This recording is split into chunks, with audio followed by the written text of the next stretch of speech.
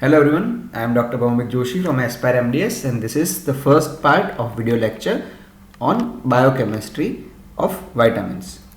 So the vitamins are called as micronutrients because requirement for their presence in food is in lesser amount. These vitamins are organic compounds occurring in a small quantity in different natural foods and they are necessary for the growth and maintenance of a good health. So the first vitamin to be discovered was vitamin B1, which was discovered by Casimir Funk in rice bran. So because it was amine, so he called it, based on the terms vital amine, he called it amine. But later on it was found that not all the vitamins are amines, but because already the word had become ubiquitous because everyone had started calling it as vitamins. Okay.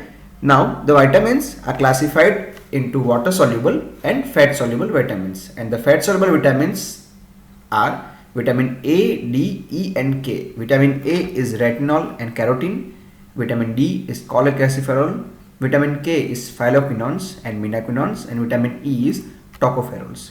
The water soluble vitamins can be, depending on their properties, be divided into energy releasing, hematopoietic or other kind. The energy releasing ones are vitamin B1 thiamine, B2 riboflavin, B3 niacin, biotin and pantothenic acid.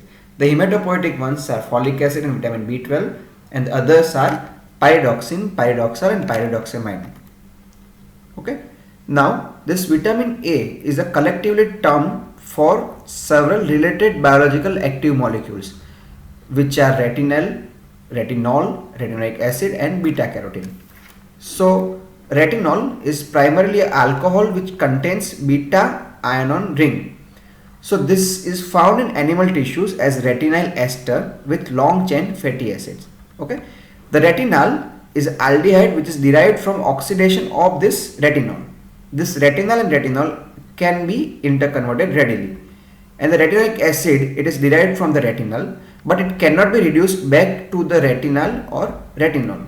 So retinol is converted with the help of retinol dehydrogenase into the retinal. Now this process, as we discussed, is reversible, but the retinoic acid which is formed from the retinal with the help of retinaldehyde dehydrogenase cannot be converted back to any of the other forms. And the fourth form of the vitamin A is beta carotene, which is a plant food and it is oxidatively cleaved into two retinals in the body.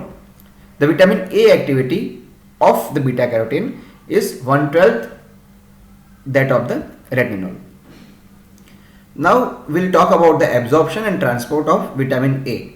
So the food can be either a non-vegetarian food, that is meat, or a vegetarian food. In a non-vegetarian food, the vitamin is present, as we discussed, in the form of retinal esters, and in the green leaves it is present in the form of beta carotene. Now when this food is taken in by the person, it goes to the intestine. In the intestinal mucosa, this retinal ester is converted to retinal, and this retinal is taken up by the intestinal cells. So is the beta carotene. This beta carotene within the body is converted to retinol and then to retinal in the intestinal cells, which is converted to retinal esters. Now these retinal esters are carried with the help of chylomicrons to the liver. In the liver, now this transport is in the form of or through the lymph. Now this chylomicrons, as we discussed, which was passing from the cells to the liver, is stored in the liver in the form of retinal esters, and whenever there is requirement for retinol in the body, the liver will convert it into the retinol. Now this retinol is carried from the liver to the target tissue with the help of the retinol binding protein. So whenever there is requirement, these two will bind with each other and this retinol will be carried with the help of this protein to the target body or target cell. Now say this is the target cell and this retinol binding protein is carrying the retinol to these cells. When this retinol has to enter this cell, it will go within it, whereas the retinol bonding protein will stay outside of the cell. Now within the cell, this retinol can be converted to the retinoic acid, as we had seen previously. Now this retinoic acid has an important part in a gene activation. Now after the gene activation, there will be formation of mRNAs and specific proteins which will be helpful in cellular differentiation. So this is one of the functions done by the vitamin A. Second most important function of vitamin A is with the help of vision. So this retinol, when it enters the retina cells, here what will happen when it enters, it is present in the form of all trans form. So that is all trans retinol will be converted to all trans retinal esters, and then it will be converted to 11 cis retinol. Now this 11 cis retinol can be again converted back to retinal, that is 11 cis retinal. Here opsin is added to form the rhodopsin. This rhodopsin is important for the vision. It can again be converted back to all trans retinal, which can again be converted to all trans retinol, and this visual cycle will go on. So in this visual cycle, the opsin that binds to 11 cis retinol to form the rhodopsin, right? So this here the retinol is the precursor for this procedure. Light causes the conversion of all trans isomer to the all cis ret. So from here till here when light is there, the rhodopsin will again be converted back to the all trans retinol, which is only weakly bound to opsin. So obviously the opsin part will go back, but this rhodopsin which is formed will be helpful for the visual activity. Now we know that retinal ester present in the food will be converted to retinol, then to retinal, and then to retinoic acid. What are their functions? The esters retinol as well as the beta carotene are helpful in the maintenance of reproduction, in the maintenance of vision, in promotion of growth, as well as differentiation and maintenance of the epithelial tissue by the gene expression.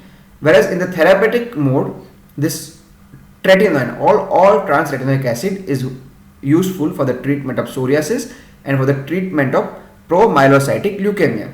The 13 cis retinoic acid, also known as isotretinoin, is also useful for treatment of severe acne. When there is deficiency of vitamin A, it is the most common kind of vitamin deficiency, and it is also most common cause of preventable blindness. When in the earliest form of manifestation, the person will experience loss of sensitivity to the green light. As the disease becomes more severe, the ocular manifestations will be there, which are collectively called as xerophthalmia. There is impairment to adapt to dim light, that is night blindness, also known as nyctalpia, and it is the earliest sign, or you can say earliest symptom of vitamin A deficiency. Remember, signs and symptoms are different, so don't confuse between both of them while attending the answer. The other finding is conjunctival xerosis, that is dryness of conjunctiva, and there will be bitoid spot, that is white patches of keratinized epithelium appearing on the sclera. There will also be present keratomalacia, that is softening of the cornea. Remember, it can be asked in exam, what is conjunctival xerosis? It is dryness of conjunctiva. The bitoid spots are white patches of keratinized epithelium appearing on the sclera, and the keratomalacia is softening of the cornea. Another kind of deficiency is seen in association with the epithelium and mucosa. There will be epithelial metaplasia and keratinization leading to follicular hyperkeratosis or papular dermatosis, which is also called as phrenoderma or toad skin. There is squamous metaplasia which can take place in the mucus secreting epithelium of the upper respiratory tract as well as the urinary tract. There will be loss of taste sensation, and if the vitamin A deficiency, when there is concurrent zinc deficiency, it can interfere with the mobilization of vitamin A from liver store to the target tissues, right? And when there is interference by alcohol, there will be problem with conversion of retinol to retinaldehyde in the eyes. The visual cycle will be disturbed due to alcohol. When toxicity of vitamin A, when the vitamin A is present into or in a more than sufficient amount of or more than required amount of quantity, it is most commonly seen in the Arctic explorers who eat polar bear liver. So the organelles that is damaged in hypervitaminosis is lysosome. Remember, this can also be asked in an exam.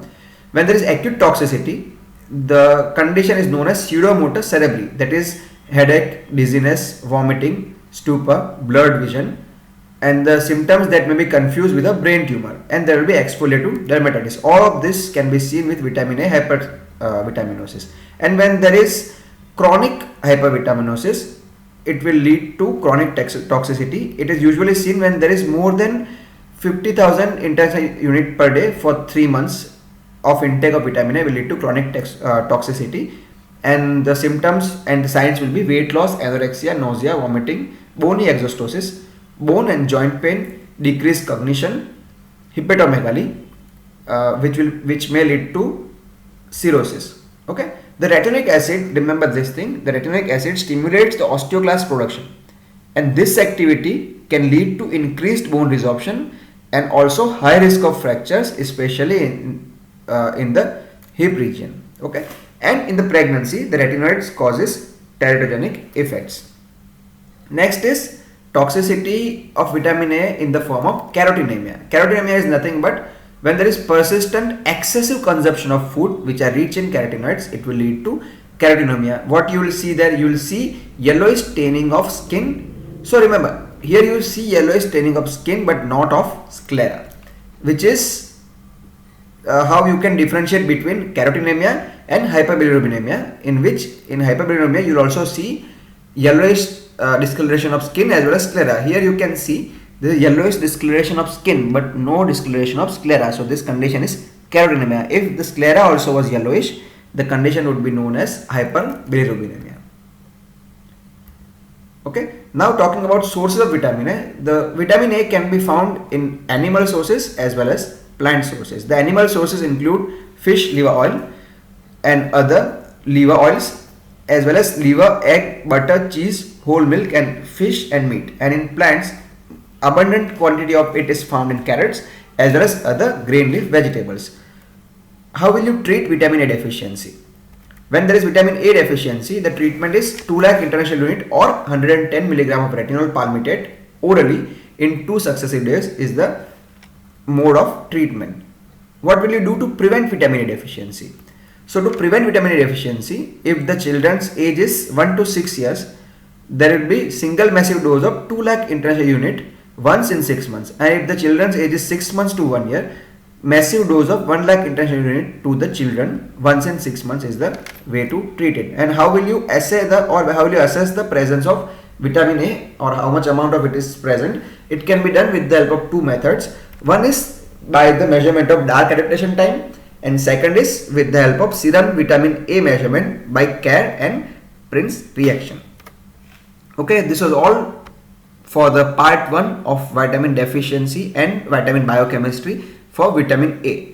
Next vitamin we will be discussing in the next series of lecture. All the best.